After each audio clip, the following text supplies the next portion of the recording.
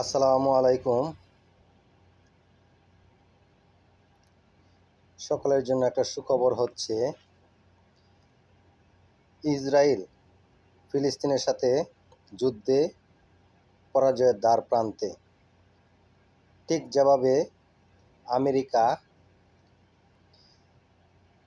সর্বশক্তি দিয়ে ভিয়েতনামের বিরুদ্ধে যুদ্ধ করে জয়ী হতে পারেনি, ঠিক তেমনি ইসরায়েল হামাসের বিরুদ্ধে সর্বাধুনিক অস্ত্র নিয়ে যুদ্ধ করেও জয়ী হতে পারেনি এবং পারবেও না।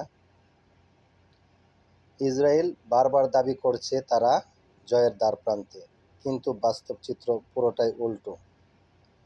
গাজার স্থাপনাগুলো 95% মাটির সাথে মিশে গেলেও এখনও মাটির নিচ থেকে, সুড়ঙ্গ থেকে বেরিয়ে হামাস ইসরায়েল সেনাদের উপর হামলা করে যাচ্ছে একের পর এক।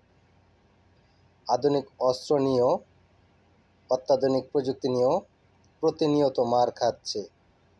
অন্যদিকে লেবাননের হিজবুল্লাহ প্রতিনিয়ত হামলা করে যাচ্ছে।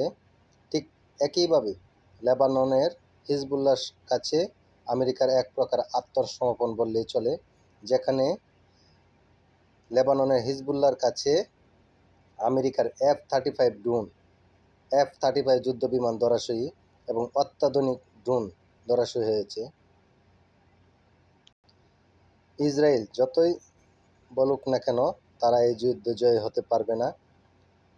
দিন দিন ইসরায়েলের প্রতি অনীহা বাড়ছে, অন্যদিকে ফিলিস্তিনের প্রতি মানুষের সহানুভূতি বাড়ছে। গতকাল ইউরোপীয় ইউনিয়ন, চীন, রাশিয়া সহ বিভিন্ন দেশের রাষ্ট্রদূতদের ওপর গুলি চালিয়ে ইসরায়েল যে দৃঢ়তা দেখিয়েছে, তাতে করে আন্তর্জাতিকভাবে আরও একঘরে হয়ে যাচ্ছে ইসরায়েল। দেখার পালা, খুব শীঘ্রই লেজ গুটিয়ে পালাবে ইনশাআল্লাহ। ধ্বংস হবে ইসরায়েল, জয় হবে মানবতার। আসসালামু আলাইকুম।